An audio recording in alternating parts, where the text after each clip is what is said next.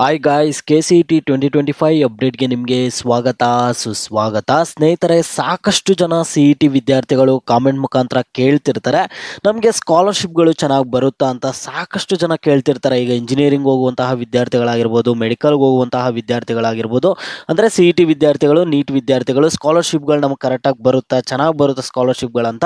ಯಾಕಂದರೆ ಈಗ ನಿಮಗೆ PU ಅಲ್ಲೆಲ್ಲ ನಿಮಗೆ ತುಂಬ ಕಡಿಮೆ ಸ್ಕಾಲರ್ಶಿಪ್ಗಳಾದರೆ ಬರ್ತಿರುತ್ತೆ. ಈಗ ಹೆಚ್ಚಿಗೆ ಅಮೌಂಟ್ ಬರುತ್ತಾ ಬರಲ್ವಾ ಅಂತ ಸಾಕಷ್ಟು ಜನರಲ್ಲಿ ಒಂದು ಪ್ರಶ್ನೆ ಆದರೆ ಇರುತ್ತೆ. ಈಗ ನಿಮಗೆ ಎಷ್ಟು ಅಮೌಂಟ್ ಬರ್ಬೋದು, ಯಾವ ಯಾವ ಸ್ಕಾಲರ್ಶಿಪ್ಗಳು ಬರ್ಬೋದು ಅನ್ನುವಂಥದ್ದನ್ನು ತಿಳಿಸ್ಕೊಡ್ತೀನಿ. ಎಲ್ಲರೂ ವಿಡಿಯೋ ಕೊನೆವರೆಗೂ ನೋಡಿ. ಅದಕ್ಕೆ ಮುಂಚೆ ಯಾರಾದರೂ ಇನ್ನೂ ನಮ್ಮ ಚಾನಲನ್ನು ಸಬ್ಸ್ಕ್ರೈಬ್ ಮಾಡ್ಕೊಂಡಿಲ್ಲ ಅಂದರೆ ಚಾನಲನ್ನು ಪಟ್ಟಂತ ಸಬ್ಸ್ಕ್ರೈಬ್ ಮಾಡ್ಕೊಳ್ಳಿ, ಮತ್ತು ವಿಡಿಯೋಗೊಂದು ಲೈಕ್ ಆದರೆ ಕೊಟ್ಬಿಡಿ. ನೀವು ಕೂಡ ಸಬ್ಸ್ಕ್ರೈಬ್ ಲೈಕೆ ನಮಗೆ ಪ್ರೋತ್ಸಾಹ ಆಗಿರುತ್ತೆ ಹೆಚ್ಚಿಗೆ ವಿಡಿಯೋಸ್ ಮಾಡಿ ತಿಳಿಸೋದಕ್ಕೆ. ನೀವೀಗ ಚಾನಲನ್ನು ಸಬ್ಸ್ಕ್ರೈಬ್ ಮಾಡ್ಕೊಂಡ್ರೆ ನಿಮಗೆ ಕಂಟಿನ್ಯೂಸ್ ಆಗಿ ಸ್ಕಾಲರ್ಶಿಪ್ ಅಪ್ಡೇಟ್ಸ್ ಆಗಿರ್ಬೋದು, ನೀವು ನೆಕ್ಸ್ಟು ಯಾವುದಾದ್ರೂ ಡಿಗ್ರಿಗೆ ಹೋದಾಗ ನಿಮಗೆ ಎಲ್ಲ ಒಂದು ಡಿಗ್ರಿ ಅಪ್ಡೇಟ್ಸ್ ಕೂಡ ಕಂಟಿನ್ಯೂಸ್ ಸಿಗ್ತಿರುತ್ತೆ. ಈಗಲೇ ಸಬ್ಸ್ಕ್ರೈಬ್ ಮಾಡ್ಕೊಂಡು ವಿಡಿಯೋಗೊಂದು ಲೈಕ್ ಆದರೆ ಕೊಟ್ಬಿಡಿ ಸ್ನೇಹಿತರೆ. ನೋಡಿ, ನಿಮಗೆ PU ಅಲ್ಲೆಲ್ಲ ತುಂಬ ಕಡಿಮೆ ಆದರೆ ಸ್ಕಾಲರ್ಶಿಪ್ ಬರ್ತಿರುತ್ತೆ. ಈಗ ನೀವು ಇಂಜಿನಿಯರಿಂಗ್ ಬರ್ಬೋದು ಮತ್ತು ಮೆಡಿಕಲ್ಗೆ ಹೋಗ್ಬೋದು. ನಿಮಗೆ ಇಂಜಿನಿಯರಿಂಗಲ್ಲಿ ಮೆಡಿಕಲಲ್ಲಿ ತುಂಬಾ ಸ್ಕಾಲರ್ಶಿಪ್ ಆದರೆ ಬರುತ್ತೆ ಸ್ನೇಹಿತರೆ. ನಿಮಗೆ 1 ಲಕ್ಷವರೆಗೂ ಕೂಡ ಸ್ಕಾಲರ್ಶಿಪ್ಗಳಾದರೆ ಬರುತ್ತೆ. ಈಗ SC/ST ವಿದ್ಯಾರ್ಥಿಗಳಿಗಾದರೆ ನೀವು ಕಟ್ಟೋ ಫೀಸಲ್ಲಿ ಒಂದು ಹತ್ರ 80% ಸ್ಕಾಲರ್ಶಿಪ್ ಆದರೆ ನಿಮಗೆ ಬರುತ್ತೆ. ಈಗ OBC ವಿದ್ಯಾರ್ಥಿಗಳಿಗೆ ಒಂದು 50%ವರೆಗೂ ಕೂಡ ಸ್ಕಾಲರ್ಶಿಪ್ಗಳು ಬರುತ್ತೆ ಸ್ನೇಹಿತರೆ. ಕೆಲವ್ರಿಗಾದರೆ OBC ವಿದ್ಯಾರ್ಥಿಗಳಿಗೆ ಕೂಡ ಹತ್ರ 70ರಿಂದ 80% ಬರುತ್ತೆ. ಅಂದರೆ ಕೆಲವೊಂದು ಎಲಿಜಿಬಿಲಿಟಿ ಆದರೆ ಇರಬೇಕಾಗುತ್ತೆ. ಈಗ ಸ್ಟೇಟ್ ಸ್ಕಾಲರ್ಶಿಪ್ಪು, ಇದು SSP ಸ್ಕಾಲರ್ಶಿಪ್ ಅಂತ ಒಂದು ಬರುತ್ತೆ. ಈ ಒಂದು ಸ್ಕಾಲರ್ಶಿಪ್ಪು ಎಲ್ಲ ವಿದ್ಯಾರ್ಥಿಗಳಿಗೂ ಬಂದೇ ಬರುತ್ತೆ. ಈಗ OBC ವಿದ್ಯಾರ್ಥಿಗಳಿಗೆ ಹತ್ರ 20,000ವರೆಗೂ ಕೂಡ ಹಣ ಆದರೆ ಬರುತ್ತೆ SSP ಸ್ಕಾಲರ್ಶಿಪ್ ಬಂದ್ಬಿಟ್ಟು. ಈಗ ನೆಕ್ಸ್ಟ್ ಎರಡನೇ ಸ್ಕಾಲರ್ಶಿಪ್ ನೋಡೋದಾದರೆ NSP ಸ್ಕಾಲರ್ಶಿಪ್ ಅಂತ ಒಂದು ಬರುತ್ತೆ, ನ್ಯಾಷನಲ್ ಸ್ಕಾಲರ್ಶಿಪ್. ಇದು ಈಗ SSP ಅನ್ನುವಂಥದ್ದು ಸ್ಟೇಟ್ದು, ನ್ಯಾಷನಲ್ ಸ್ಕಾಲರ್ಶಿಪ್ ಬಂದ್ಬಿಟ್ಟು ಇದು ಸೆಂಟ್ರಲ್ದು ಇರುತ್ತೆ ಸ್ನೇಹಿತರೆ. ಇದು ಪ್ರತಿ ವರ್ಷ ನಿಮಗೆ 10,000 ಆದರೆ ಬರುವಂಥದ್ದು. ಈಗ ಇಂಜಿನಿಯರಿಂಗ್ ವಿದ್ಯಾರ್ಥಿಗಳಿಗೆ ಫಸ್ಟ್ ಇಯರ್ 10,000 ಬರುತ್ತೆ, ಸೆಕೆಂಡ್ 10,000 ಬರುತ್ತೆ, ಥರ್ಡ್ ಇಯರ್ 10,000 ಮತ್ತು ಫೋರ್ತ್ ಇಯರ್ ಆದರೆ 20,000 ಕೂಡ ಹಣ ಆದರೆ ಬರುತ್ತೆ. ಆದರೆ ಈ ಒಂದು NSP ಸ್ಕಾಲರ್ಶಿಪ್ಗೆ ಎಲ್ಲರೂ ಅಪ್ಲೈ ಮಾಡೋದಕ್ಕಾಗಲ್ಲ. ನಿಮಗೆ 60% ಮೇಲೆ ಇರಬೇಕು ಸೆಕೆಂಡ್ PU ಅಲ್ಲಿ ನಿಮಗೆ ಎಲಿಜಿಬಿಲಿಟಿ ಅಪ್ಲೈ ಮಾಡೋದಕ್ಕೆ. ಆದರೆ ಅಮೌಂಟ್ ಇಲ್ಲಿ ಏನಾಗುತ್ತಂದರೆ NSP ಸ್ಕಾಲರ್ಶಿಪ್ಪಲ್ಲಿ 80% ಮೇಲೆ ಯಾರ್ದು PU ಅಲ್ಲಿ ಬಂದಿರುತ್ತೋ ಅಂಥವ್ರಿಗೆ NSP ಸ್ಕಾಲರ್ಶಿಪ್ ಹಣ ಆದರೆ ಬರುತ್ತೆ. ಓಕೆನಾ, SSP ಬರುತ್ತೆ, NSP ಬರುತ್ತೆ.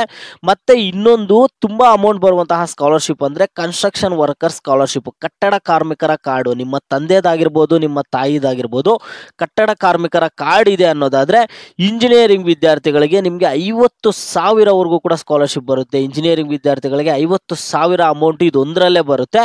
ಇದು OBC ಅವ್ರಿಗೆ ಮಾತ್ರ ಅಂತಲ್ಲ, ಎಲ್ರಿಗೂ ಬರುತ್ತೆ. SC/ST ಅವ್ರಿಗೂ ಬರುತ್ತೆ, OBC ಅವ್ರಿಗೂ ಬರುತ್ತೆ. ಈ ಬೇರೆ ಎಲ್ಲ ಕ್ಯಾಟಗಿರಿ ಅವ್ರಿಗೂ ಕಟ್ಟಡ ಕಾರ್ಮಿಕರ ಕಾರ್ಡ್ ಏನಾದರೂ ಇದೆ ಅನ್ನೋದಾದರೆ ನೀವು ಅಪ್ಲೈ ಮಾಡಿದ್ರೆ ನಿಮಗೆ 50,000 ಅಮೌಂಟ್ ಆದರೆ ಬರುತ್ತೆ ಸ್ನೇಹಿತರೆ. ಈಗ SSP ಬರುತ್ತೆ, NSP ಬರುತ್ತೆ, ಕಟ್ಟಡ ಕಾರ್ಮಿಕರ ಕಾರ್ಡ್ ಇದ್ದರೆ ನಿಮಗೆ ಕನ್ಸ್ಟ್ರಕ್ಷನ್ ವರ್ಕರ್ ಸ್ಕಾಲರ್ಶಿಪ್ ಕೂಡ ನಿಮಗೆ ಬರುವಂಥದ್ದು.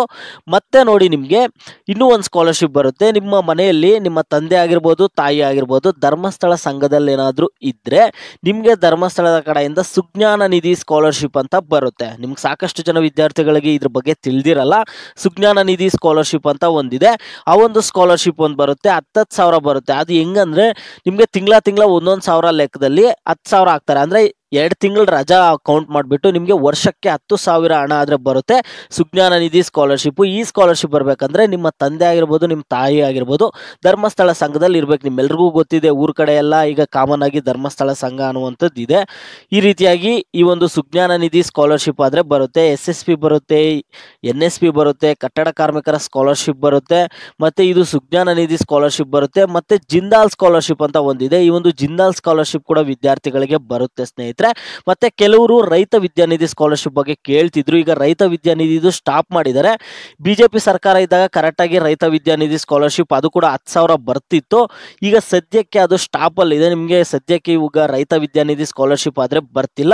ಇದ್ರ ಜೊತೆಗೆ ಇನ್ನೂ ಕೆಲವೊಂದು ಸ್ಕಾಲರ್ಶಿಪ್ಸ್ ಆದರೆ ಇದ್ದಾವೆ. ನಾನೀಗ ಪಕ್ಕಾ ನಿಮಗೆ 100% ಬರುವಂತಹ ಸ್ಕಾಲರ್ಶಿಪ್ಗಳನ್ನು ಮಾತ್ರ ಹೇಳಿದ್ದೀನಿ. ಇನ್ನೂ ಸಾಕಷ್ಟು ಸ್ಕಾಲರ್ಶಿಪ್ಗಳಾದರೆ ಇದ್ದಾವೆ. ಅವೆಲ್ಲ ಯಾವ ರೀತಿಯಾಗಿ ನಿಮ್ಗೆ ಹಣ ಬರುತ್ತೆ ಅಂದರೆ ಮೆರಿಟ್ ಮುಖಾಂತರ ನಿಮಗೆ ಹಣ ಆದರೆ ಬರುವಂಥದ್ದು. ಮತ್ತು SC ST ವಿದ್ಯಾರ್ಥಿಗಳಿಗೆ ಪ್ರೈಸ್ ಮನಿ ಬರುತ್ತೆ, ಇವೆಲ್ಲ ಬರುತ್ತೆ, ನಿಮಗೂ ಗೊತ್ತಿದೆ ಅದು ಆಲ್ರೆಡಿ ಪ್ರೈಸ್ ಮನಿ ಬರುವಂಥದ್ದು. ಈಗ 10th ಕಂಪ್ಲೀಟ್ ಆದಾಗ ಬರುತ್ತೆ, PU ಕಂಪ್ಲೀಟ್ ಆದಾಗ ಬರುತ್ತೆ, ಡಿಗ್ರಿ ಕಂಪ್ಲೀಟ್ ಆದಾಗ ಬರುತ್ತೆ. ನೋಡಿ ಏನಿಲ್ಲ ಅಂದ್ರೂ ಇಲ್ಲಿ SC ST ವಿದ್ಯಾರ್ಥಿಗಳಿಗೆ ಹತ್ರ ನೀವು ಕಟ್ಟೋ ಫೀಸಲ್ಲಿ ಒಂದು 80% ಕೂಡ ನಿಮಗೆ ಸ್ಕಾಲರ್ಶಿಪ್ಗಳಲ್ಲೇ ಕವರ್ ಆಗುತ್ತೆ.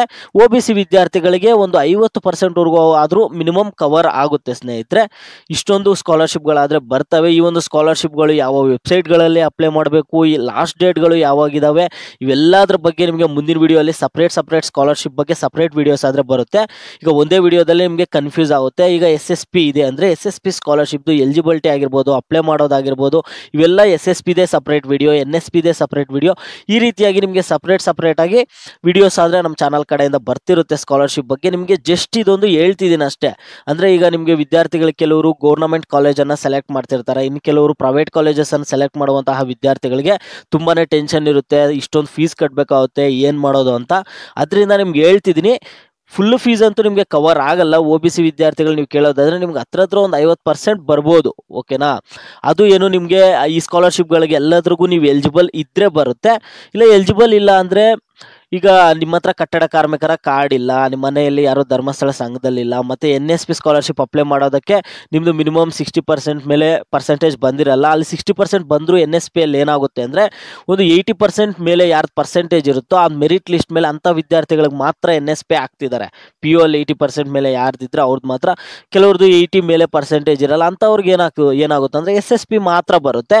SSPಯಲ್ಲಿ ಈ ರೀತಿ ಮೆರಿಟ್ ಏನಿಲ್ಲ, ನೀವು PU ಅಲ್ಲಿ ಪಾಸ್ ಆಗಿದ್ರೆ ಸಾಕು, ನಿಮಗೆ 100% SSP ಸ್ಕಾಲರ್ಶಿಪ್ ಬರುತ್ತೆ, ಸ್ಟೇಟ್ ಸ್ಕಾಲರ್ಶಿಪ್ಪು. ಈ ರೀತಿಯಾಗಿ ಪ್ರೋಸೆಸ್ ಇದೆ. ಅದೆಲ್ಲದ್ರ ಬಗ್ಗೆ ಮುಂದಿನ ವಿಡಿಯೋಲ್ಲಿ ತಿಳಿದುಕೊಳ್ಳೋಣ. ಈಗ ಸದ್ಯಕ್ಕೆ ನಿಮ್ಗೆ ಇನ್ನೂ ಬೇರೆ ಏನಾದರೂ ಡೌಟ್ಸ್ ಇದ್ದರೆ ಸ್ಕಾಲರ್ಶಿಪ್ ಬಗ್ಗೆ ವಿಡಿಯೋಗೆ ಲೈಕ್ ಮಾಡಿಬಿಟ್ಟು ಕಾಮೆಂಟ್ ಮುಖಾಂತರ ತಿಳಿಸಿ. ನೀವು ವಿದ್ಯಾರ್ಥಿಗಳು ಯಾವ ಟಾಪಿಕ್ಸ್ ಬಗ್ಗೆ ಹೆಚ್ಚಿಗೆ ಕಾಮೆಂಟ್ ಮಾಡಿರ್ತಾರೋ ಅದ್ರ ಬಗ್ಗೆ ನಿಮಗೆ ನೆಕ್ಸ್ಟ್ ವಿಡಿಯೋ ಆದರೆ ಬರುತ್ತೆ.